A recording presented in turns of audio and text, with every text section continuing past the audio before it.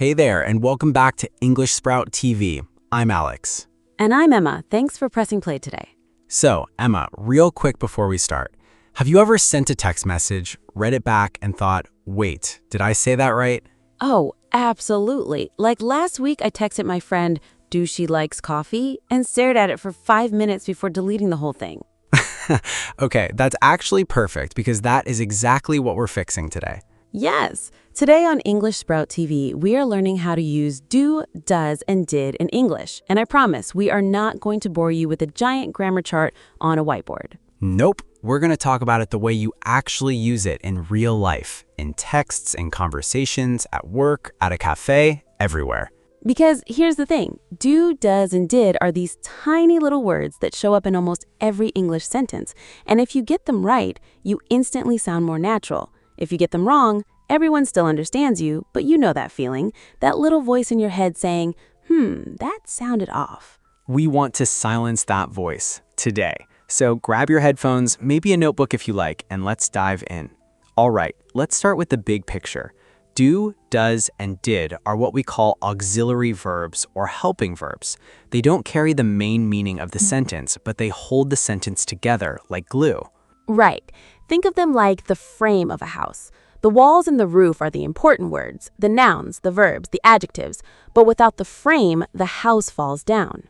Nice metaphor. So when do we use each one? Let's keep it super simple.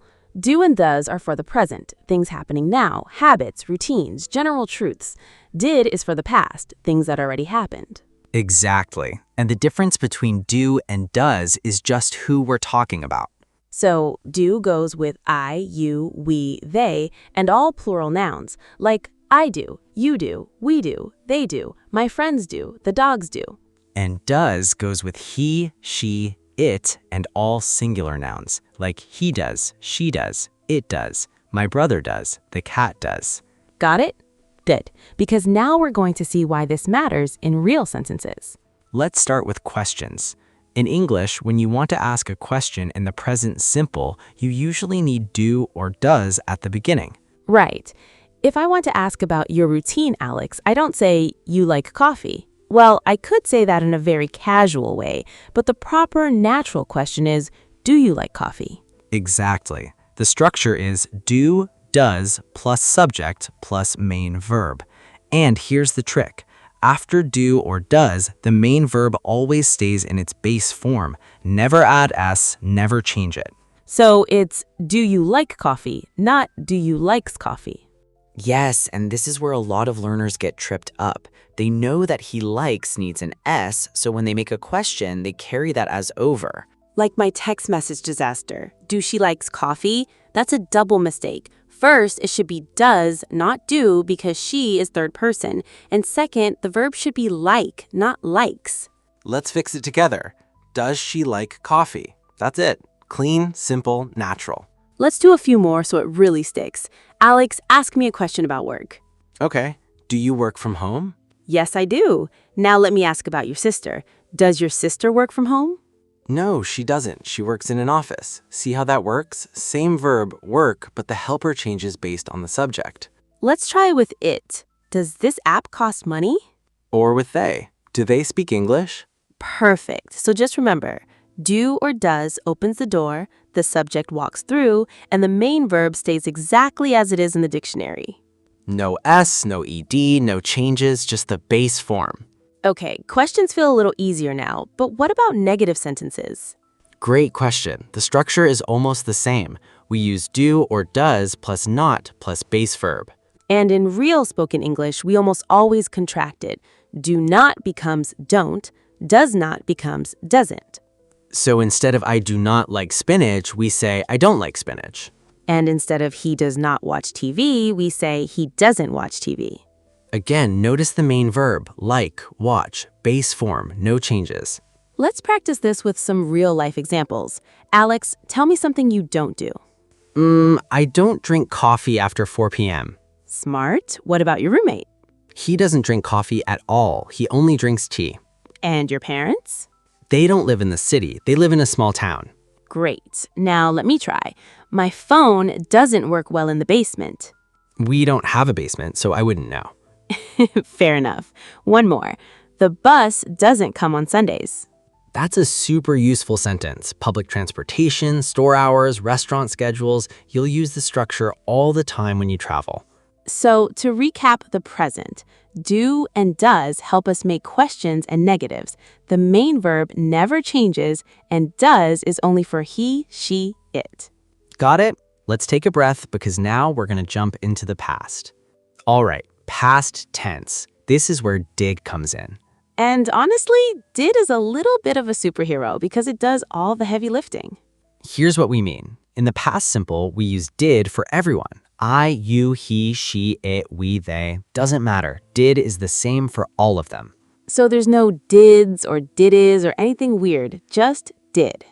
And just like with do and does, when did is in the sentence, the main verb goes back to its base form. Even if the sentence is about the past. This is huge. Let me say it again. When did is there, the main verb does not change to past tense. So you don't say, did you went to the store? Nope. You say, did you go to the store? You don't say, did she liked the movie? You say, did she like the movie? The did already carries the past tense feeling. The main verb just chills in its base form.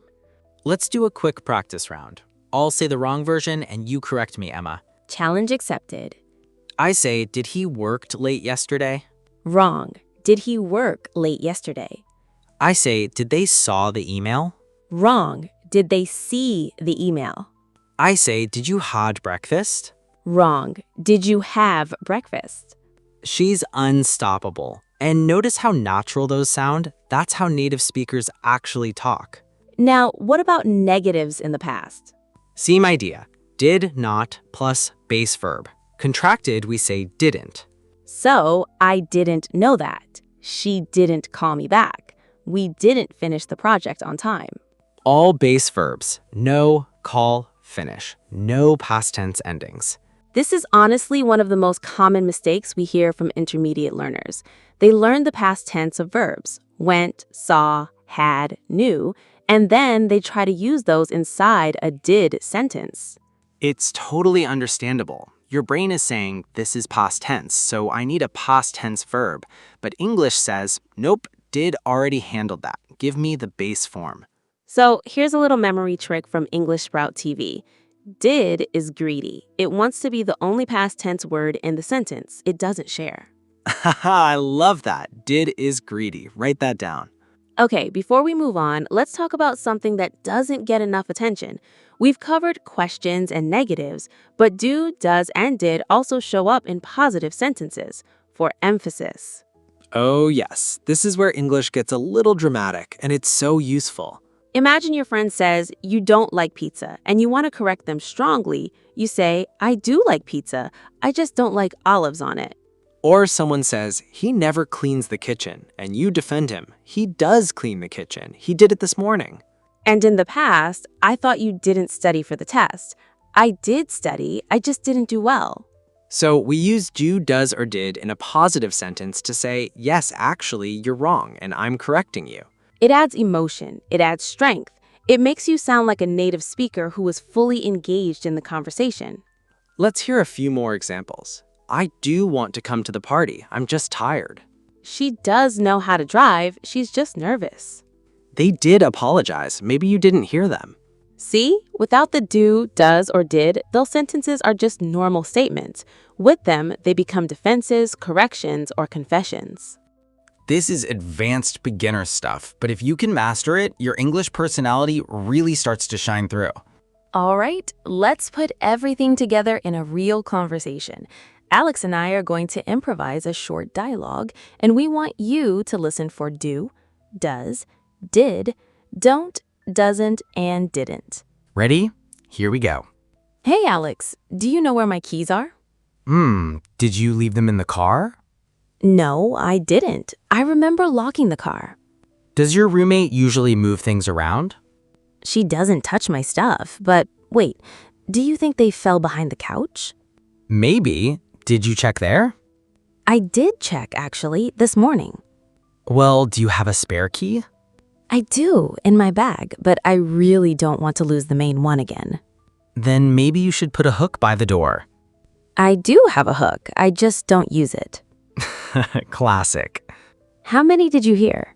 We used do, does, did, don't, doesn't, and didn't all in one tiny conversation about lost keys. That's how common these words are. If you can handle a conversation about keys, you can handle a conversation about almost anything. Before we wrap up, let's do a rapid-fire recap. No notes, just your ears. Do and does equal present simple. Do with I, you, we, they. Does with he, she, and it. Did equals past simple. Same for everyone. In questions and negatives, the main verb stays in its base form. No S, no ED, no changes. Do, does, and did can also be used for emphasis in positive sentences to correct someone or show strong feeling. And in real spoken English, we say don't, doesn't, and didn't almost always. If you only remember one thing from this episode of English Sprout TV, remember this. Did is greedy. The base form is your friend. All right, homework time, but fun homework. We want you to write 3 sentences in the comments. 1 question, 1 negative, and 1 positive emphasis sentence. Use do, does, or did. For example, do you live near the beach? She doesn't eat meat. I did finish my homework. We read every single comment and we'll reply with corrections or a thumbs up if you nail it. Also, if you found this helpful, hit that like button. It tells YouTube that English Sprout TV is worth sharing with other learners. And subscribe if you haven't already. We drop new episodes like this every week. Real English, real conversations, zero stress. You can also visit our website for free transcripts and practice worksheets. The link is right down below. Thanks so much for spending this time with us today. Keep practicing, keep making mistakes, and keep growing. Because every little step is a sprout. See you in the next episode. Bye for now.